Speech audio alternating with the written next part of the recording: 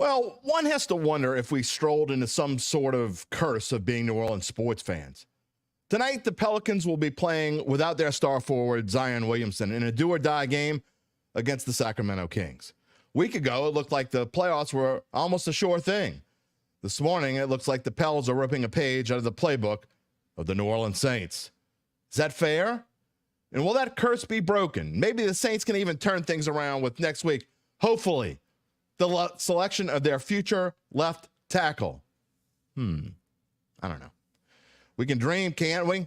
Whether it's going to be a great dream or another nightmare, well, we'll figure it out as we discuss the Pels and then the prospects for LSU Heisman Trophy winning quarterback Jayden Daniels. Where's he going to go?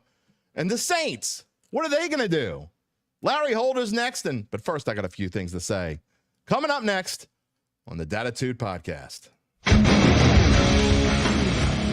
If you're looking for the latest scoop and in-depth interviews on the Saints, the NFL, the Pelicans, LSU, along with the best bets of the week, then lucky you. Along with high-powered, in-the-know guests who cover our teams, Jim Derry brings plenty of Dattitude.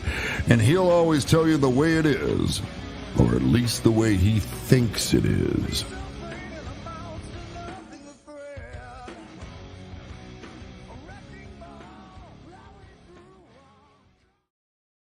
Where you at, New Orleans?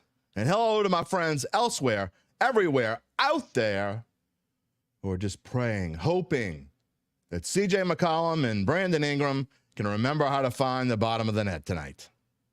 It'll be pins and needles time for sure from about 8:30 p.m. till 11 p.m. at the Smoothie King Center. More on that coming up. First, this is Dattitude episode number 228. Excuse me, I'm jumping ahead of myself. That's Monday. Brought to you by our new friends at Evangeline Securities for a Friday, April the 19th, 2024. Happy birthday to my nephew, Colin Boucher, who turns 29 today. Like he's really 29. It's not one of those 29s where you say you're 20. My wife still says she's 29. That's a whole nother story. I'm your host, Jim Derry. Whether you're watching on one of our NOLA.com social media channels or listening to the podcast, as always, I thank you for being a part of the Dattitude family. Excuse me. Larry Holder, that made me a little verklempt. Larry Holder's coming up in about 10 minutes or so to talk about the prospects, about where Jayden Daniels might go Thursday night and which of the big four tackles that the Saints might draft at number 14, or will they go off script? No, God! No, God, please, no! No! No! No! Just stick to the script. I mean, come on.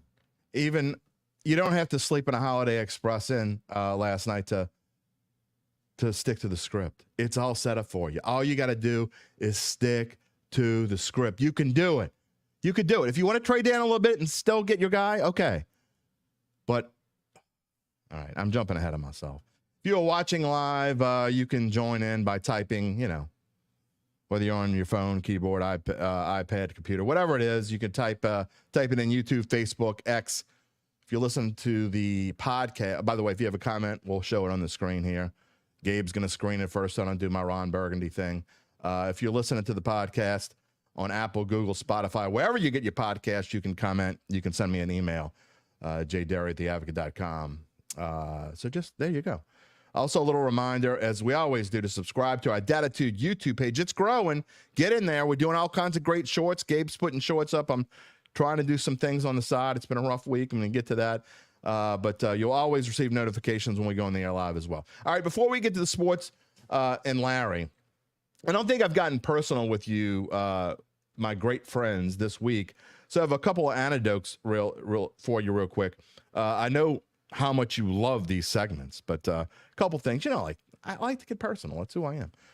First, we told you about our new friends at Evangeline Securities. Beginning next week, we're going to tell you more about them. So if you're interested in their services, you can learn all about them and what a great company they have, the wonderful people over there. My new friends, Nick Braden, Ron Hemelt, and Van Barbo. And I've not yet met Grant Simpson. He's from their Boston office. They have multiple offices. It's a securities company that I'm also still learning about as well. So I don't want to get too deep into it. I'm going to spend this weekend. We're going to talk about them next week. We're going to meet with them next week. But I had to postpone a scheduled meeting we're supposed to have there yesterday. I've had a major flare out with my back the past 2 weeks. I literally couldn't walk yesterday. So I was even wondering how the hell I was going to sit in this chair for an hour this morning. But then the real boss of Dattitude and everything else in my life came home, my wife Drea, and she said, "That's it. No more. You're going to the doctor." She told the girls, "Put his shoes on." So they did. They put my shoes on. And I don't know what the hell they shot in my back, but thank God for those people. I mean, they're like, "You have a problem with shots?" I'm like, "Not today, I don't." Oof. Thank God for Dre and what a spouse and a best friend is supposed to do. I think she put a shot into my stubbornness.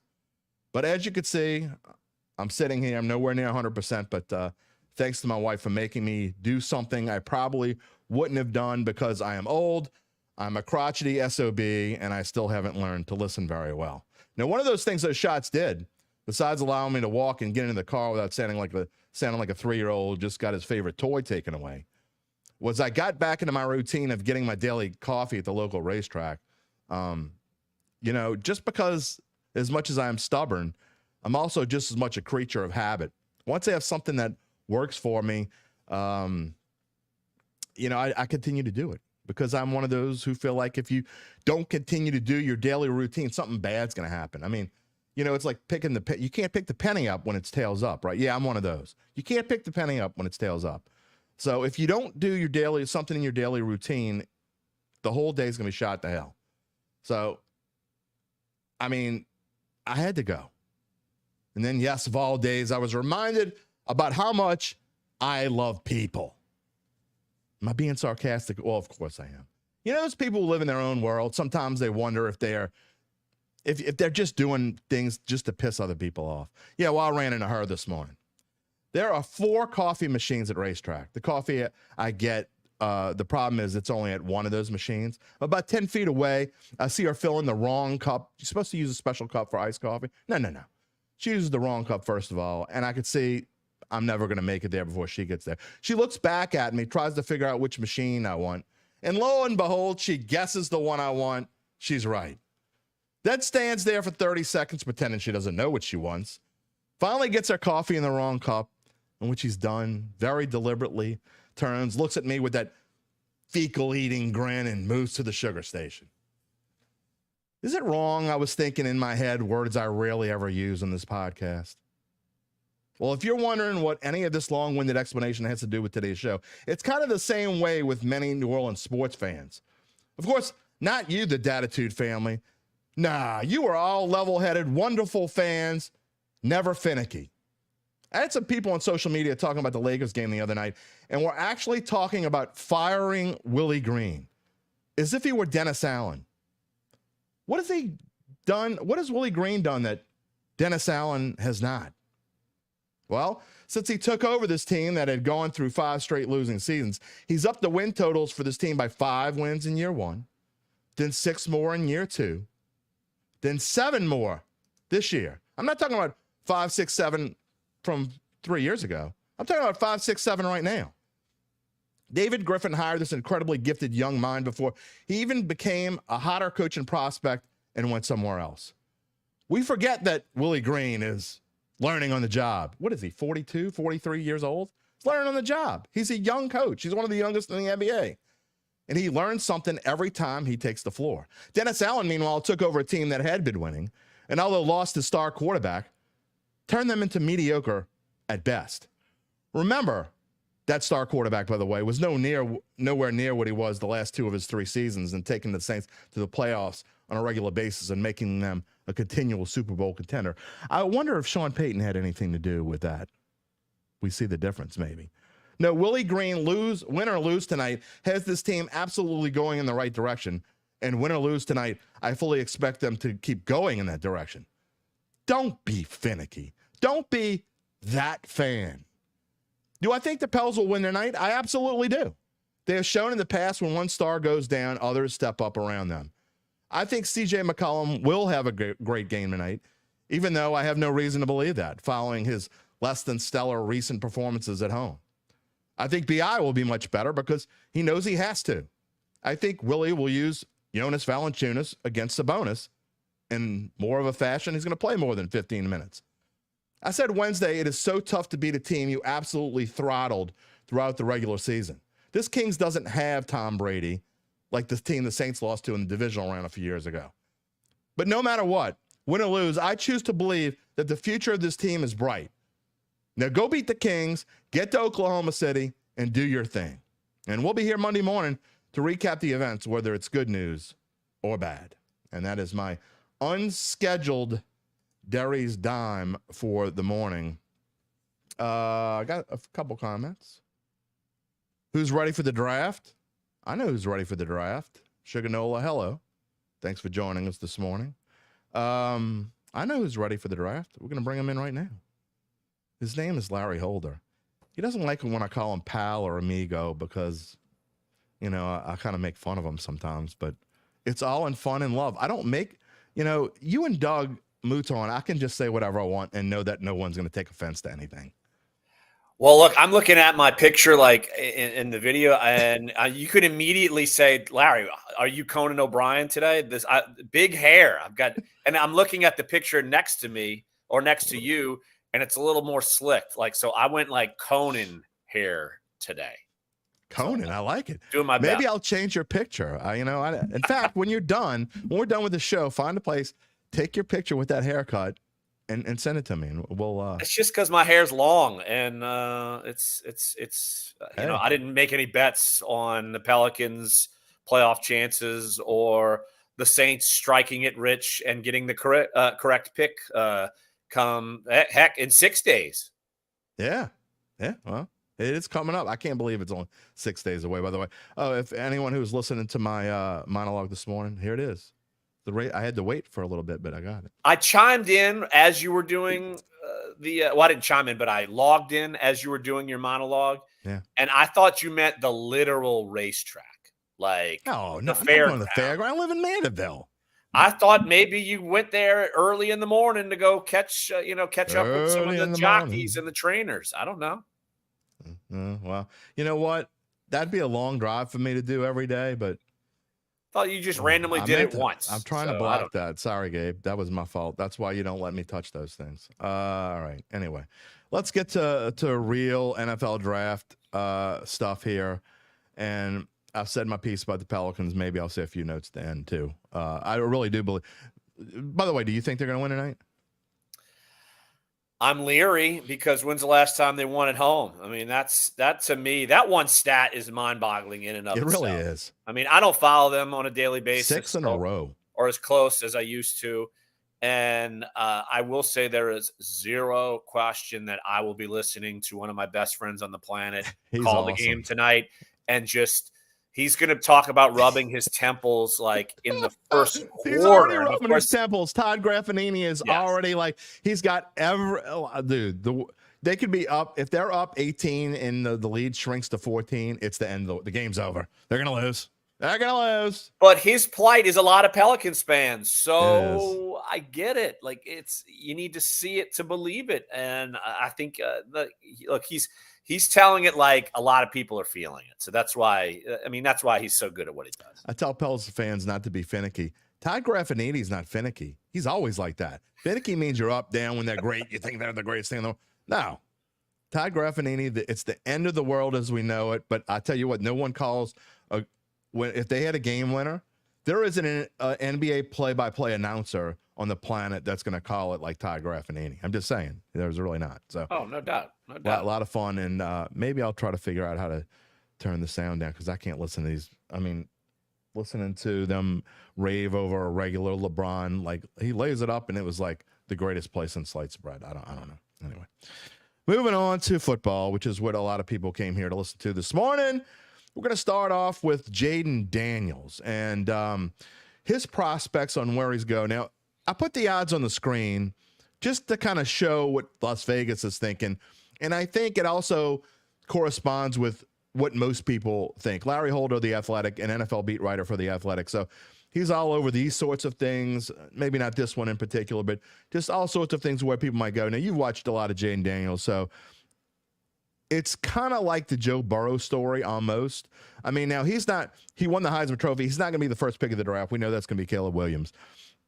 But I will say this. I think Jayden Daniels has the potential, a different kind of quarterback, but I think he has the potential to be a starter in this league for a really long time.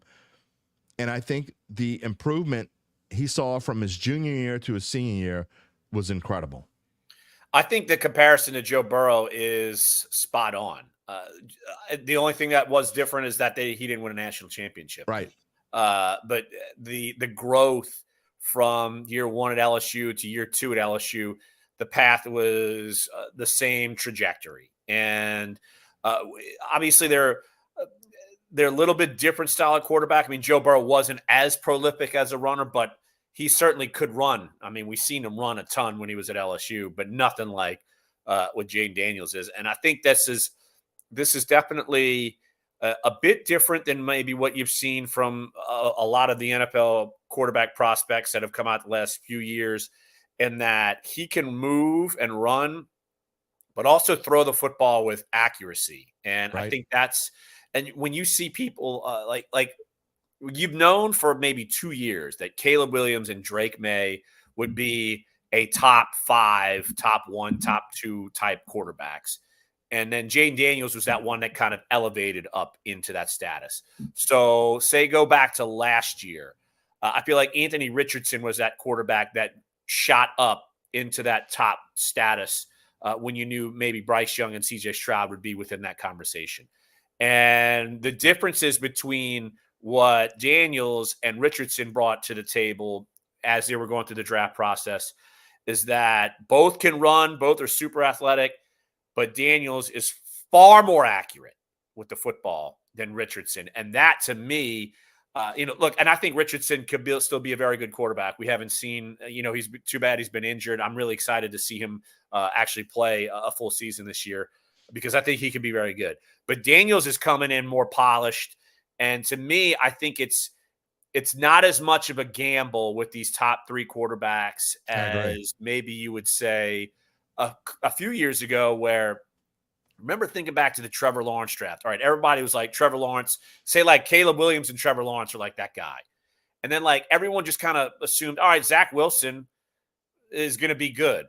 Like, and you kind of were just like listening to people and not knowing why he would be good. I mean, you probably didn't watch him a ton. And you could maybe liken that to Drake May. And then you kind of have the Jayden Daniels and Trey Lance, sort of similar thing, except the differences are there that Drake May, I feel like you've seen way more of him than Zach Wilson. And then Jayden Daniels, you've seen way, way more than him than, say, a Trey Lance. So the classes are different. The quality of those top 3 are different than what I just referred to. But I feel like Jayden Daniels, to me, if he goes number 2, and I'm assuming he's going to go number 2, I think offensively that situation is actually better than what if he would go to New England, given kind of the weapons that they have and just kind of experience as a head coach. I mean, Dan Quinn's been a head coach and brought a team to a Super Bowl and should have won one. So I feel like that's a better situation for him if he goes there. 28-3. Of course. Well, obviously, we all know that. Never gets old.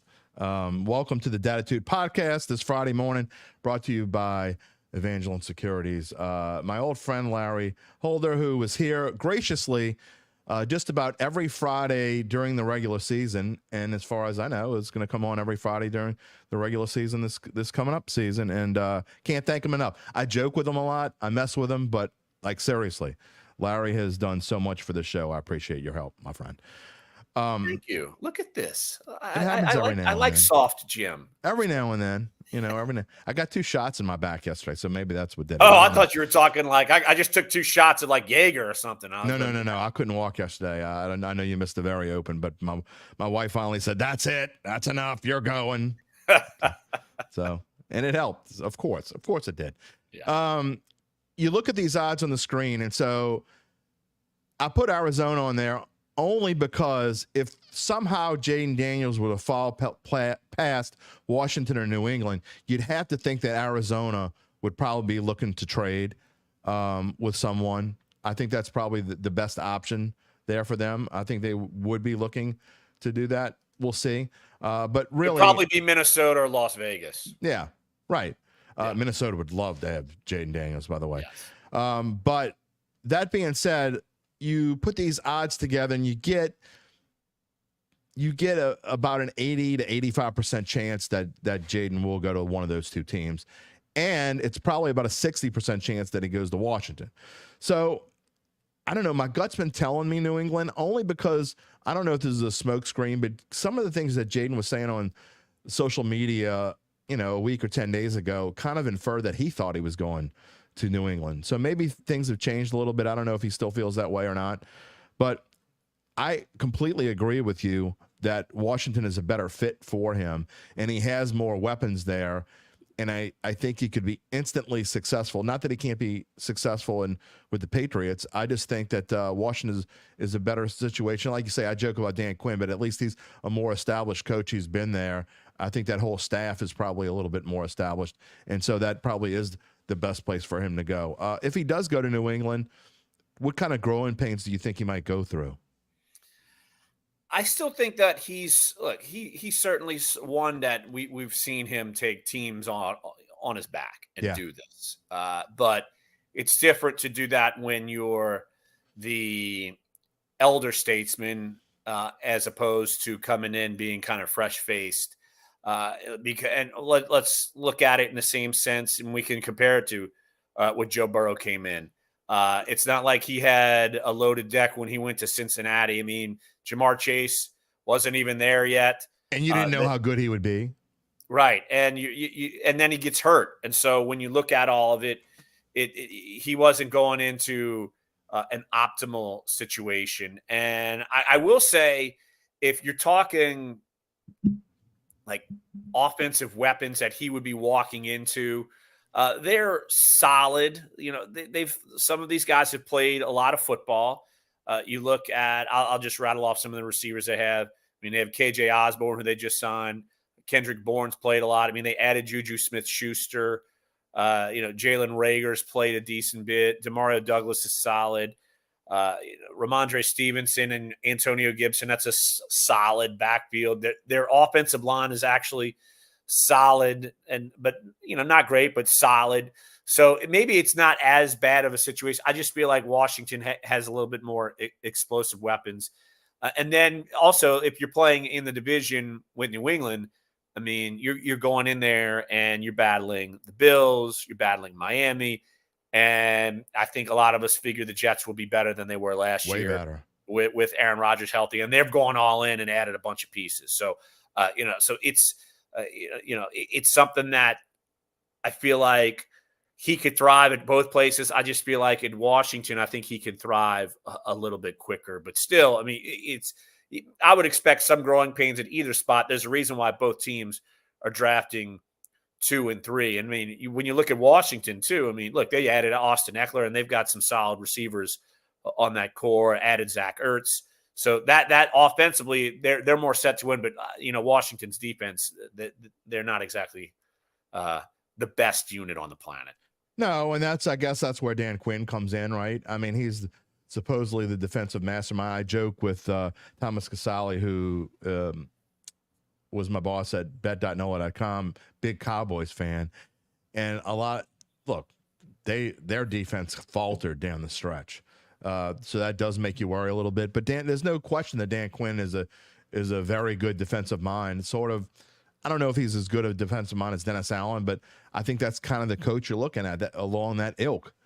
So a lot of Saints fans would say, okay, well, that's not good. But he did bring the Atlanta Falcons to the Super Bowl. We could go about 28-3 all we want, but they got there and they were in position to win a Super Bowl, just didn't pull it off. So you would think that he's learned something by that.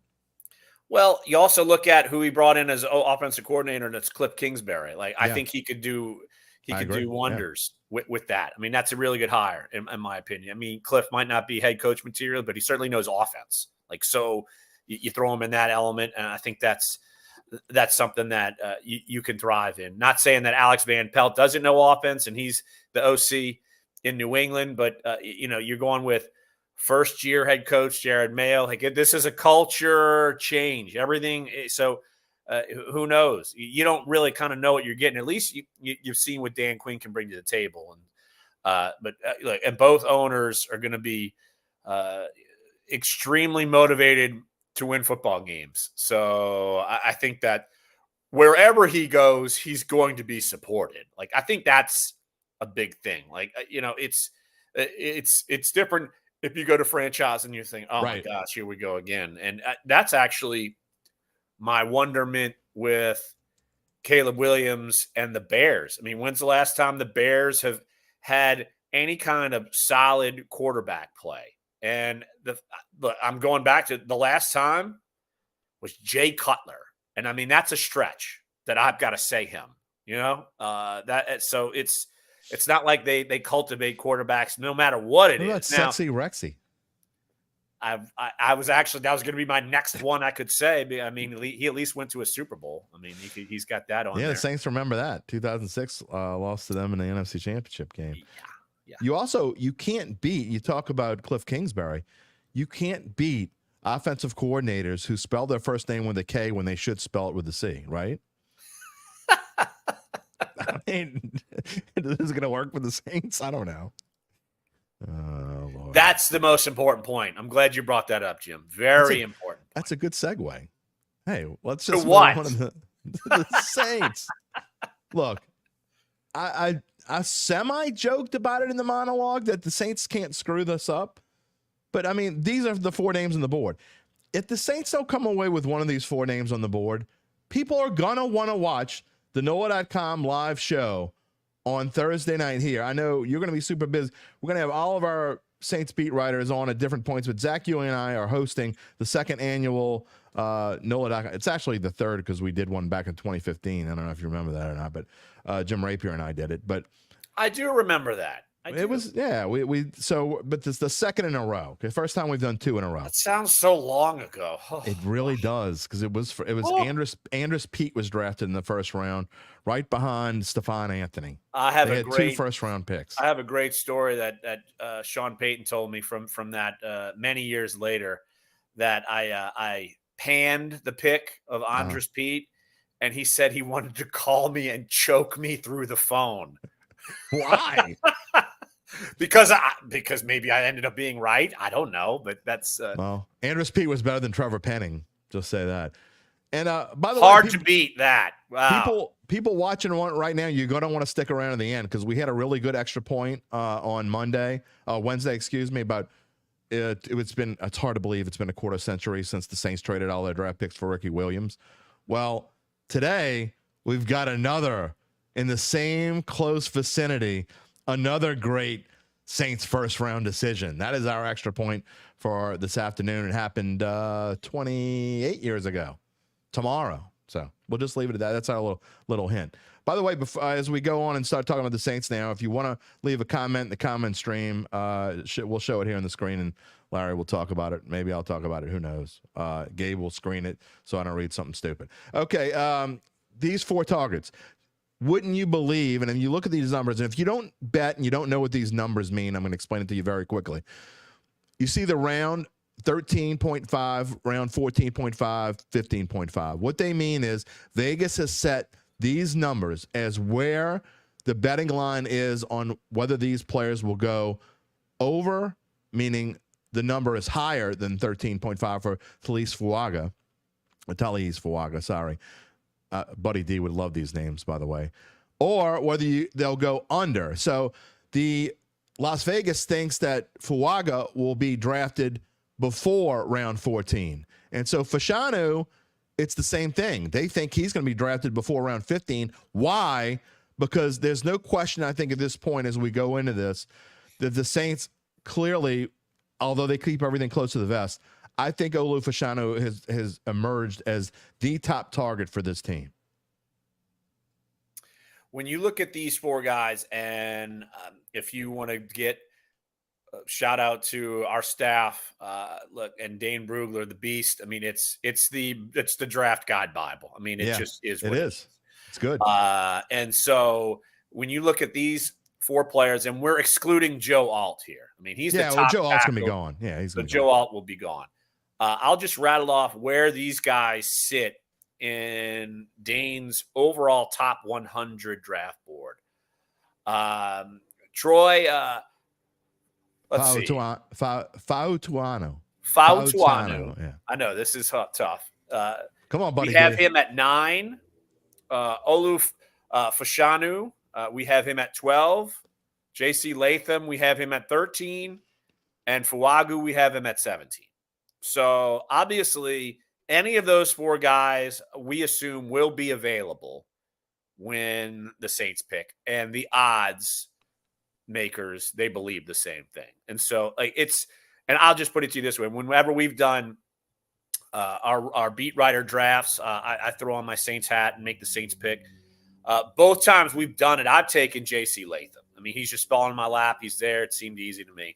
So, you would think that this would be something where the Saints, they're not at least having to gamble on a guy like Penning. I mean, all of these guys are playing, top flight competition. It's different from that scenario. So, to me, I think any of these guys would be better than what they have, right? Any of them. Right. Does it bother you at all? And look, I like J.C. Latham as well. Does it bother you at all, though? And the Saints might need 2 tackles because Ryan Ramczyk, I think we both think that Ryan Ramczyk is a long shot to even play at all next year, especially on opening day.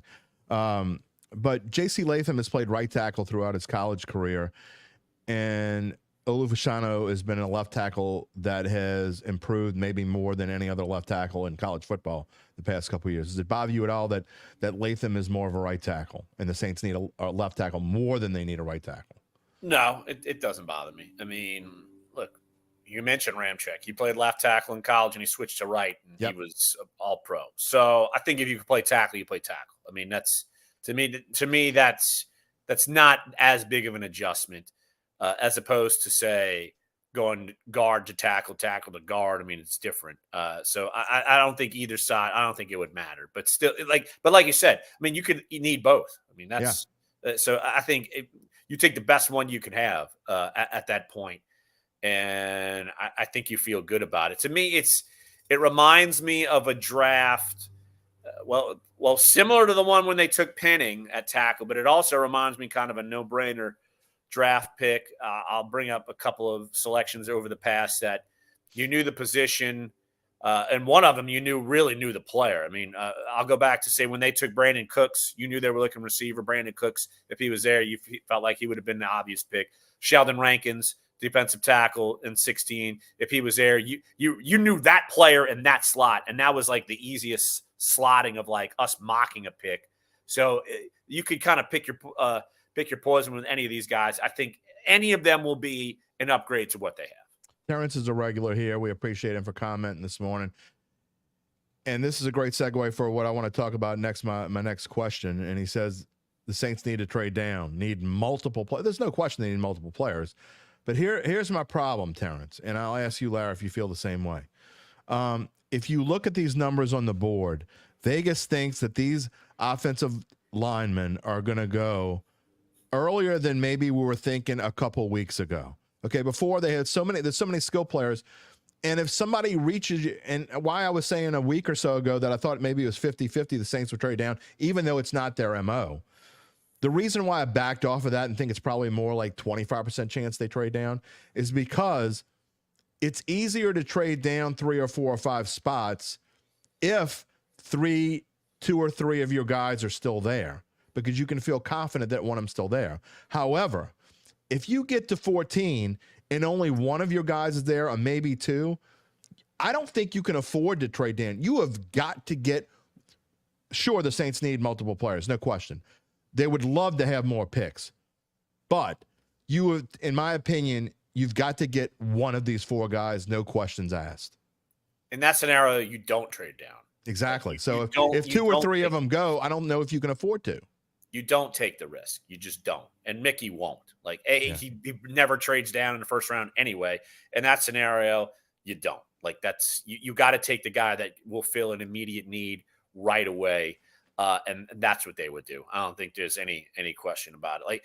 Let me throw this one at you, and it's a different position. Say, what if these guys are gone, and what if the Saints go in a different direction? like, what would you think? I'll give you my opinion. I'm bringing it up because I've thought about it because he's kind of fallen around, and where we have him slated in our prospect rankings. What if there's a tackle there you don't totally love him, and what if, say, Brian Thomas is on the board at 14, and he's ranked 15th for us, and I think he could be. To me, I think he can actually be a number one receiver. All right, without giving my opinion on Brian Thomas and to the Saints right off the bat, I will say this. I think we've all seen and people say that doesn't matter. History doesn't matter when it comes. History does matter. I don't know why. It doesn't matter. Just like trends. Zach Ewing always loves to say, trends don't really matter. Sometimes trends matter. No, I think trends always matter. There's a reason why they're trends. The Saints don't draft LSU players, especially not in the first round. I just don't think they would do it, honestly. I just don't think they would. So that being said, and Gabe Henderson in the green room, who's my right-hand man, says on record, Brian Thomas will have a better career than Malik Neighbors. Whether that's true or not, look, again, I'm biased. I've said this before. I covered Brian Thomas in high school. I knew the kid was going to be something special. I saw him do things in high school that not a lot of other receivers have ever done in the New Orleans area, even though he's from Walker. The Saints I don't think, Larry, that you can afford to take a wide receiver in the first round. I just don't think that you can. It's not as much of a need as it was a couple weeks ago. I know the guys that they've signed, Cedric Wilson and Equiminius St. Brown, aren't stud guys and whatever. But I still think there's room to get another receiver in free agency if you need to. But I think that wide receiver room is getting pretty full now. I just don't think you can go and do that. You got to. I think your back would have to be like against the wall to do it. Like maybe if you a panic pick, maybe. Well, like if here's the thing, like if the Saints don't, one of these guys on the tackle board, if your top three are gone and you actually graded someone lower, and you're like, man, I don't know if I want to do this, then actually maybe you trade down. Like it depends, or you go in a different direction, and so that's that would not be optimal because this wide receiver class seems pretty deep. And you could go elsewhere. Like we have 11 wide receivers slated in the top 54 picks, 12 in the top 58. At least not picks, but like prospect lists. So obviously they have prospects that are lurking around there. But I'm just saying. Again, this is we know New Orleans LSU based podcast, and he's right there, and we've seen him play, and I think he can go to a team and help someone right away.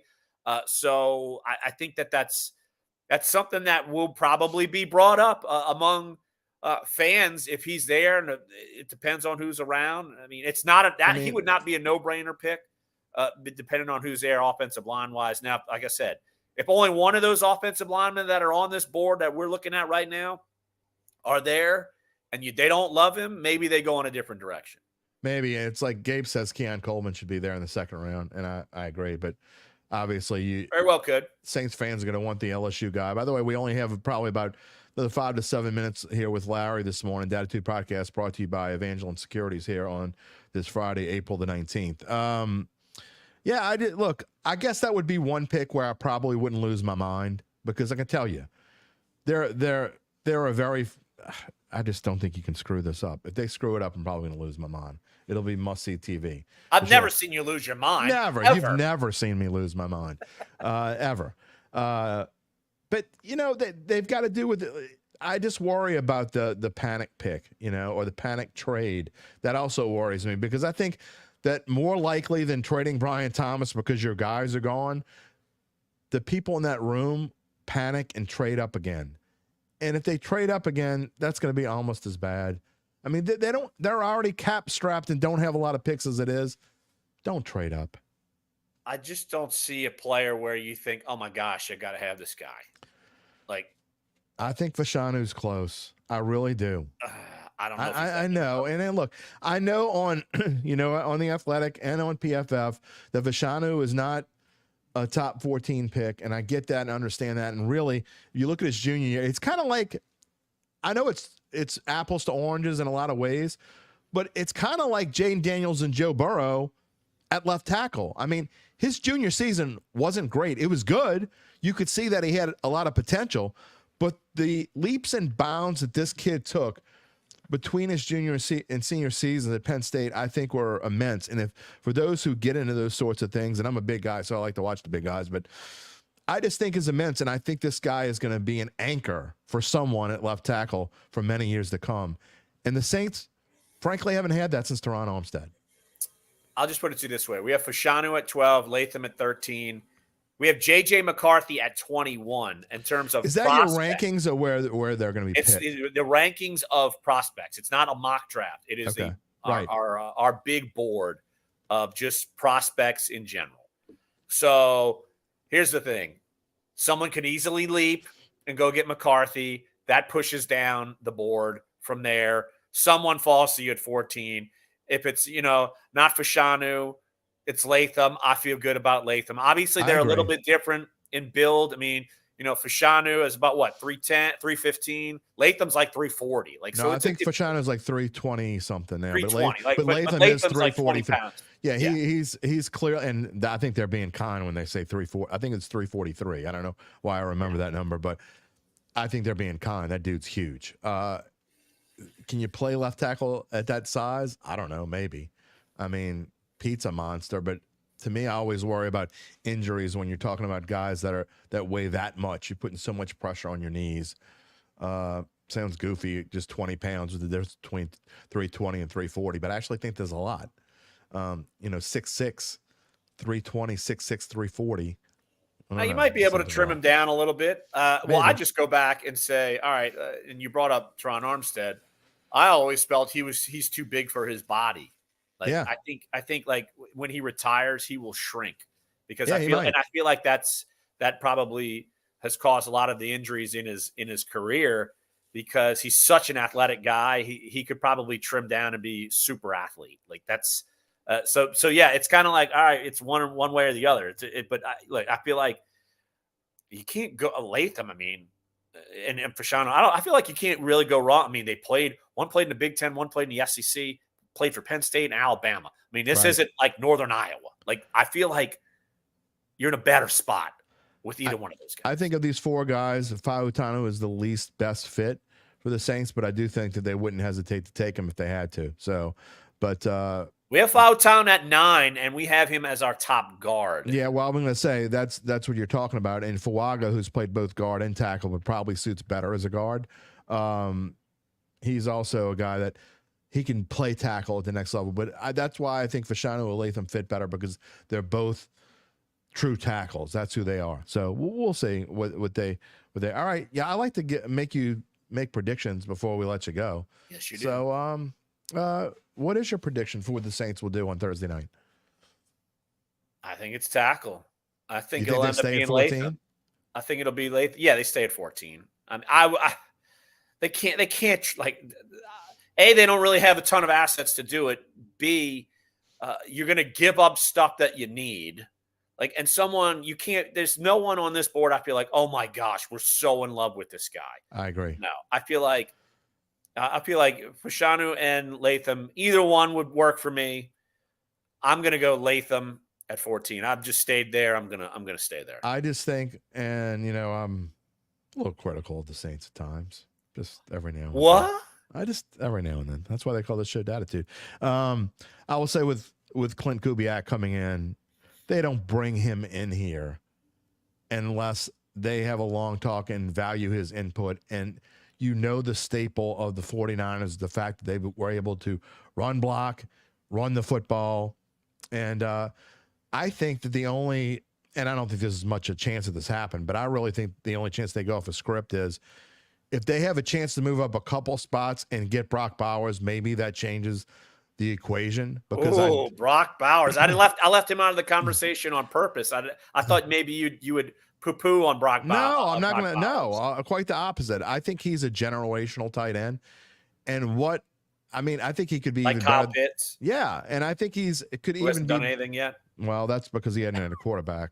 But I think that Brock Bowers could be better than George Kittle, who I think obviously is a great tight end when he's healthy, and is the staple of a Clint Kubiak offense. So that would be, to me, the only thing that I think they would go off script and the only thing that they would trade up for.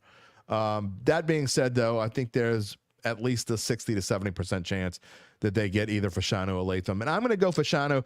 The only reason why I'm leery and maybe backed off a little bit is because I do think there's a chance that he goes before the Saints pick. I think his stock has really risen because just 3 or 4 weeks ago, he was around the 19-20 spot, and now he's moved up quite a bit. So he could be gone by the time the Saints That's pick. why I keep saying Latham, because I feel like Fashanu might be gone at like I think it's a chance. 11, 12, like something like that. Like that's why I keep saying Latham. Like I feel like he would go ahead of them, and if Latham fell to you, you feel good about it. What are your duties for draft night? It's gonna be a lot of fun. Well, it is quarterback heavy.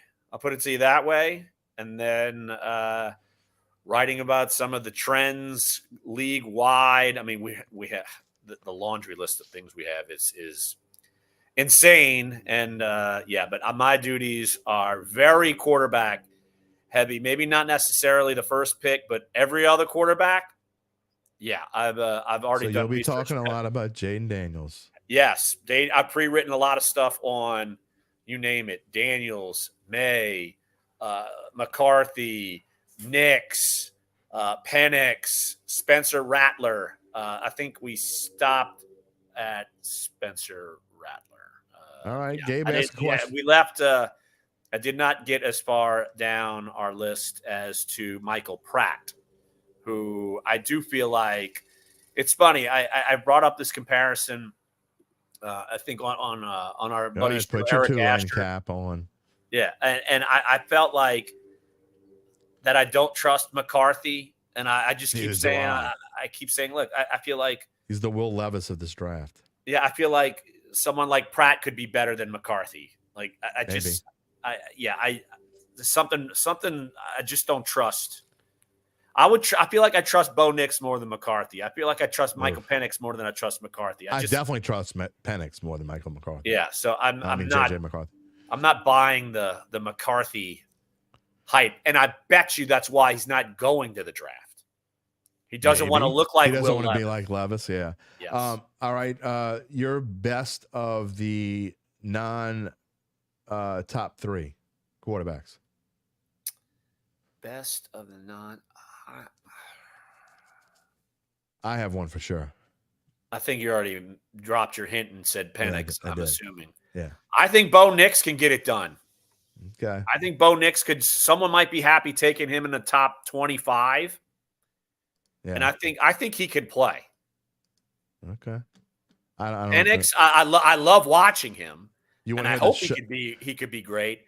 I just feel like I just feel better about Bo Nix. Like I feel like Penix is like Jayden Daniels light.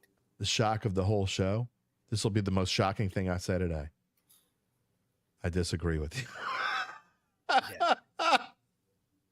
Actually, you know what? I probably shouldn't even compare Penix to Daniels because Penix doesn't move. No. Like Daniels. He can run, but he's not going to. Well, I think his legs. He's had 2 ACL tears in one knee. I think that's probably prohibitive. So he's more of a pocket guy. So here's the thing. All right, I trust Penix over McCarthy. They're more similar. Well, I agree with on that. I think McCarthy is overrated. He's going to go. I agree. Maybe he won't go as early as a lot of people think. Maybe he's that guy. You know, every draft there's some quarterback that's sitting in the green room waiting for their call. Sometimes it's a wide receiver that's supposed to go and like the 4th pick, and then you just keep waiting, and then just keep sitting. Like you said, there's a reason why he's not going to the draft. Maybe that's it. Maybe that is why McCarthy's not going. I'll just give you, since I have it out in front of me, I will give you where we have these quarterbacks slated and as overall prospects, not like mock draft, right? But overall prospects. We have Caleb Williams 1, Drake May 4, Jayden Daniels 8. Then it's JJ McCarthy at 21. I've got to find QB5 is Bo Nix at 44. Michael Penix at 52. QB7 is Spencer Rattler at 72. Oh, it's Spencer Rattler. And then that's it for the top 100. So Michael Pratt is like 3rd, 4th round. I know he's our next quarterback. He's QB8. So we have him as a 3rd or 4th round prospect. Brian says, who dat? Saints are great. They could be great again. I mean, I will say this. If they get, I think this draft is the most important draft for this team in quite some time. I don't want to put a specific number on it because if they do this right, and look, they get it really, I think they either get it really, really, really right or they get it really, really, really wrong. And I think it's set up for them to get it really, really right. Now, I know they don't have some middle picks that is going to hurt them. You don't have a 3 and a 4 that hurts. Maybe they'll trade some kind of way to get a 3 or a 4. I don't know. But I think that this draft could really impact this team, especially up front, because I do think they will get another skill player. I actually think they need running back more than they need receiver. That's a story for another show. But I just have this feeling they're going to do really well in this draft, and we're going to be talking about it afterwards. Like, they did what they were supposed to do. And I think this division sucks so bad, Larry. Everybody's all over the Falcons. We talked about this Wednesday. I'm not going to get in too deep, but the Falcons just, people predicting 11-6 and 12-5. Why? Because they got Kirk Cousins, who's, I mean, to me, no different than Derek Carr. I mean, it's an upgrade of a Desmond Ridder for sure. But Kirk Cousins is the ceiling for Derek Carr, and same thing for Baker Mayfield. Now they're all trying to live up to the ceiling. He's in your division. And that ceiling is like, oh boy, can he be like a top 10, like at number 10 quarterback? Like that's what we're talking about here. And I got to give it to you. That's what you said about Derek Carr last year. Yes, I've said it. Talk about what's his ceiling, and you said top 10's his ceiling. He finished 12th. He wasn't that far off of his ceiling. Right. I think if he has protection, if the offensive line isn't in shambles, I think he gets to at least top 10. And that's why I'm saying this draft is so important, because if they can shore up this offensive line, I do think that he can be a top 10 quarterback. And the difference with 12 to 10 doesn't seem like a whole lot, but to keep him healthy, a healthy Derek Carr all year as a top 10 quarterback is a whole lot different than a healthy Derek Carr for 3/4 of a year as a top 12 quarterback. Top 10 guy can win you 1 or 2 more games, and that gets you absolutely. In the playoffs. Like there's a difference here. Now, here's what. Okay, I don't necessarily agree with you in saying, all right, this is how important this draft is, and you got to hit it right, because here's the thing: it's not going to bring you a ton of help everywhere. Like right. Every draft is important. Yeah, for sure. Yeah, but it is important in the sense that they could do so little in the offseason that you need your 1 and 2 pick to hit immediately. And when is the last time we have said that about the Saints? It's probably 17. Like it's going. That's the last time you struck it rich. It's one of the greatest drafts we've seen in recent history. But you're not. This won't be that. It can't be, because you don't have that many picks and to hit on that many picks.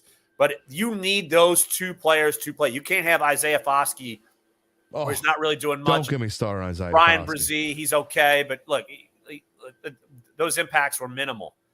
You need these guys to be instant impact immediately. That in that sense, those 2 picks are the most important that we've seen in a minute. I'll ask this before you leave. A-Town's asking if the Saints pick up a tackle in the first round, are there any good guards maybe in the second round? A-Town, do we really need to go guard? Do the Saints really need to go guard? I think they'd be more inclined to pick another tackle, is my opinion. But to answer his question, what does the Athletic have for guards that are in like the 35 to 50 range? We have Connor Beebe, guard from Kansas State. We have him as our 38th prospect. Christian Haynes, our guard 4. We have him at 47. He's out of UConn. Let me check to see. Dominic Pooney, guard 5, number 56 from Kansas. So those would be our top, say, round 2 guards that would be around. In A-Town, the reason why I don't think they go guard is because I think they really like Saldiveri. I don't know if he's going to get a chance to start or not, but we'll see. I mean, obviously, you still have Cesar Ruiz. Is Andrus Peak going to stay? Is he going to move back to left guard? Trevor Penning has been talked about potentially becoming a guard and trying him. I don't know. Landon Young's a tackle, but, you still got James Hurst. So, look, I don't know that they're going to go guard. I don't think, at least not early. David Bordelon, who did we give our 24 second and fourth. It's third, not second. They gave their third and fourth round picks. Third was given to Denver. They didn't. Oh no, they did give a second because they made a trade in there some kind of way. Do you remember, Larry? I don't off the top of my head. I should know. Sadly, this. I don't. All the stuff that I've been doing the last couple of weeks to prepare, I don't know the answer to that, David. Gabe's going to look it up, I know, while we're sitting here, so we'll have an answer for you. But look, we all know that crazy things happen on draft night, and a lot of times the Saints are part of it. You were talking about the 17 draft where they hit a home run. I mean, there's no question they hit a home run. And you get Alvin Kamara in the third round. I mean, that's a home run enough. But we were joking about 2015. It was just the opposite. They struck out. I mean, in my opinion. Don't get me wrong.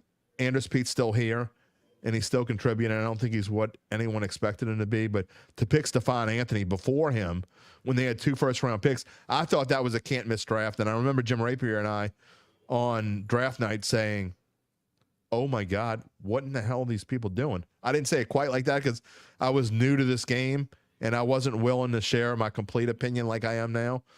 But I know that's what we were thinking. Yeah, Stephon Anthony was an interesting pick. I mean, they could have gone Eric Kendricks, and he was a long-time middle linebacker, and he would have been a much better quick fix immediately. Yeah. I was surprised that Kendricks didn't go over Anthony during that draft. But then when you think back, just think back on 17, and look, some of this is total luck of the draw. Like they did not plan on drafting Ramczyk. They wanted Reuben Foster. They were on the phone with him. Imagine if they take Reuben Foster and not Ramczyk. Yeah. Then you're in a different boat. Crazy things happen. He fell in your lap. Beautiful pick. There's no doubt about it. All right. Gabe tells me the 50th pick last year went to the Philadelphia Eagles. And then Denver had the 81st pick, and they traded that to Seattle. And also the 116th pick went to the Jacksonville Jaguars. So there you go. There's your answer in part. It is what it is. I think one thing's for certain, and I'm going to let you go now, but one thing's for certain, we would both be shocked, right, if the Saints didn't make some kind of draft. Not necessarily early, but at some point in this draft. It's just they can't help themselves. Yeah, after round 1 and 2, when's the next time they pick? Like 5th round? Am I wrong on that? Fifth round. They don't have a third or a fourth. They're going to want to move up somewhere. I agree. They'll want to move up to round 4. I'm sure. Like that's just they can't. They're like, nope. We see a guy. Let's move. We'll trade a future for. Yada yada. They'll move up. At what point do you stop trading your future? Never. That's the way it is at salary cap. Never. Trust me, Dave. Mickey's told me, like, you could always get a pick. You could always do this. Trust me, that's how they are. They've operated that way for forever, and they won't change. Like they don't see it. They don't see it differently. Well, just don't do it on the first night. Just don't trade up on the first night again, unless it's Brock Bowers. Then I don't necessarily think that's what I would do. But at least you can make a, you can make a statement. They need. It's definitely something they could use. They need. You're talking about maybe a player that's going to be in this league and be an all-pro kind of player for the next 8-10 years. I don't know. So we'll see. All right, Larry Holder, enjoy your week and your Thursday night. It's draft week. We can sleep a little bit. Next Sunday. I don't know. Yeah, I will be locked in the entire draft. Well, and happy late anniversary. I don't know how your beautiful bride, Joni, has put up with you for this long, but the woman must be a saint, and I'm not talking about a New Orleans saint. She is. Trust me. I could certainly be a pain. There's no doubt about it. Well, thank you. Look at you. Two nice things in one show. You're buttering me up. I have offense in our NL only fantasy league. You want some of my offense. You know what? Two things are certain. The Saints will make a trade in the NFL draft, and Jim Derry and Larry Holder will make a trade, at least one, in the BRL season at some point. It will maybe happen. by the end of the month. I mean, it's month 1, and I'll get bored. And maybe when we get off the air, who knows? Well, especially when the NFL draft's over and there's a little free time, I'll be like looking. Oh, let's blow this thing up. we'll talk to you soon, my friend. I hope to have you on maybe sometime in May or early June. You got it, buddy. Talk to you later, bud. Larry Holder, always fun when he comes on. For some reason when I talk about Larry and I talk about Doug Mouton, it's always fun with those guys. I can say what I want, not feel, they're not going to take anything the wrong way. Not that other people do, but I just feel more comfortable saying what I want with those guys than some other ones. We're going to have a great week next week, by the way, before I get to the extra point, and I'll tell you about it when we're done. Next week, we're going to have 4 live shows. Gabe Henderson doesn't know this, but what he does now. We're going to Monday, Wednesday, Thursday, and Friday. Monday is going to be Garland Gillen. Fox 8 is going to come on. Wednesday, and all these at 10 a.m., by the way. Wednesday will be Jeff Duncan is going to make his first appearance on Dattitude in quite a while. I'll have to go back and look. I bet it's close to a year since Dunk's been on the show. It's been a long time. So Dunk's going to come on the show Wednesday. And so it's like our final, our gear up. We are going to have a show Thursday, but Wednesday is like this is like what we're talking about. Because Thursday is going to be more of a show where we're kind of previewing our draft show because Zach Ewing's going to come on, and it's going to be a short one. It's only going to probably be a 20-minute show or so. But Wednesday's going to be a full show with Duncan, so you don't want to miss that. And then Friday morning, I'm not going to get a lot of sleep because after the draft, get a couple hours sleep, and then Friday morning I'm going to come on. It's going to be just me. It's going to be like a Monday morning after a Saints game. It's going to be Derry's dime, and we hope it's a positive one. I'm going to be breaking out the clips of Mickey Loomis and how this is the greatest pick that the Saints have ever made. Now, maybe it is. Maybe it will be. Maybe it won't be. But that is what Friday is going to be about. So we're going to have a lot going on the week of draft week. And I know I've been telling you this. I have been playing injured, as I told you earlier. But we are going to have draft preview shorts coming up next week. If I can get to them over the weekend, I'll start putting them up then. You can find them on Facebook Reels. You can find them on the YouTube channel where we ask you to subscribe. The Extra Point one did fantastic. Everybody loved the Extra Point. You can also find it on TikTok as well. By the way, like I said, everyone loved the Extra Point from Wednesday. And if you haven't seen it, go back and check it out. It was about what the Saints did a quarter century ago in 1999 when Bill Kuharich and Mike Ditka traded their entire draft and then the first and third to get Ricky Williams. We saw how that worked out. Well, 3 years before that, and it is 28 years ago tomorrow, on April 20th, 1996, I remember sitting there in front of my TV. And you say, because I've said it about 8 times a day, they can't screw this up. They just can't screw it up.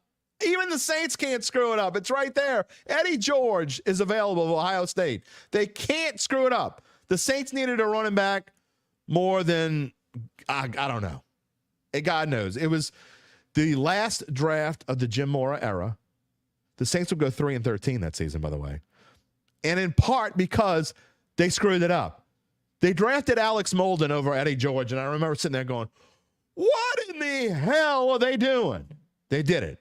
Alex Molden over Eddie George. Well, let's compare Alex Molden to Eddie George. What did Alex Molden do? Let's see. He started just 2 games in 96.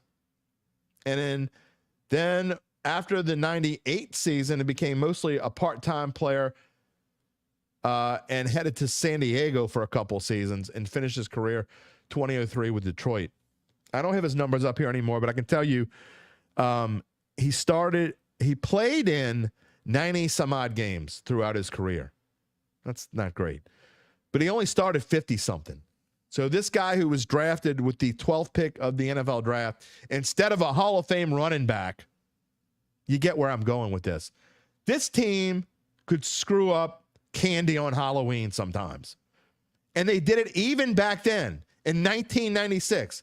What did Eddie George do? Well, in 1996, 1,368 rushing yards for 8 touchdowns. In fact, between 1996 and 2000, he averaged over 1,300 rushing yards per season, which was a heck of a lot back then, with almost 10 touchdowns per season. Oh, and the Titans went to the Super Bowl in the 2000 season. You remember one of the greatest tackles ever at the 1-yard line. That's the only reason why they didn't win the Super Bowl. The Rams won it. Yeah. Well, we remember that Eddie George could have, would have, and should have become a New Orleans Saint. Oh, who were the running backs for the Saints that year? Mario Bates and Ray Zellers, and neither one of them had more than 600 yards rushing. Nah, we didn't need Eddie George. Nah. Sigh. They're not going to screw this one up, though, right? It's going to be, they're going to get this one incredibly right, and Friday is going to be a fun show. Everyone's going to want to listen because I'm going to be happy, happy, joy, joy. Or not. We'll see. That is going to wrap it up for us on this Friday. I, of course, want to thank my guest, Larry Holder, and Gabe Henderson in the background, doing his thing as usual, and he's going to be pulling out some shorts from this show. We should have plenty.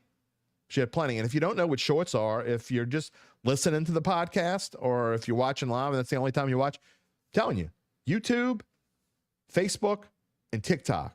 You don't have to, I don't do TikTok. Okay, you don't have to do TikTok. Everybody does YouTube, or you should.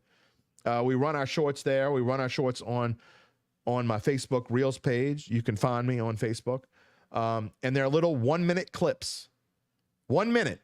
So if you miss part of the show or you just want to see the highlights of the show, Gabe is fantastic at finding the best moments in the show, and he puts them on there, and then I'll put them on my Facebook page as well. So there you go. If you don't know what shorts are, I didn't know what they were until about a year and a half or 2 years ago, and I really started getting into them, and now I'm kind of hooked on them. They're that fun. All right. So Larry, Gabe, thank you. We hope you can join us next Monday when we welcome in our friend Garland Gillen. Garland's one that I have fun with too as well. He'll be on Monday. Of course, we'll be talking. It'll pretty much be all Saints next week. We will, of course, recap the Pelicans, and hopefully the Pelicans will be going to the playoffs, and I'll have something to talk about there as well with Garland on Monday. I want to thank again our new friends at Evangeline Securities for becoming the title sponsor of our little show. You'll learn more about them next week as well during draft week. And a reminder to subscribe to our Dattitude YouTube page and click the little bell to receive notifications when we go on the air live. You can subscribe to the podcast, as always, from episode number 1 on Apple, Google, Spotify, wherever you get your podcast. And you can also find the replay of the show on NOLA.com/sports. We will see you on Monday. Can't wait to kick off draft week. Have a wonderful, glorious weekend. Go Pels! Take it easy, my friends. If you're looking for the latest scoop and in-depth interviews on the Saints, the NFL, the Pelicans, LSU, along with the best bets of the week, then lucky you. Along with high-powered, in-the-know guests who cover our teams, Jim Derry brings plenty of Dattitude. And he'll always tell you the way it is, or at least the way he thinks it is.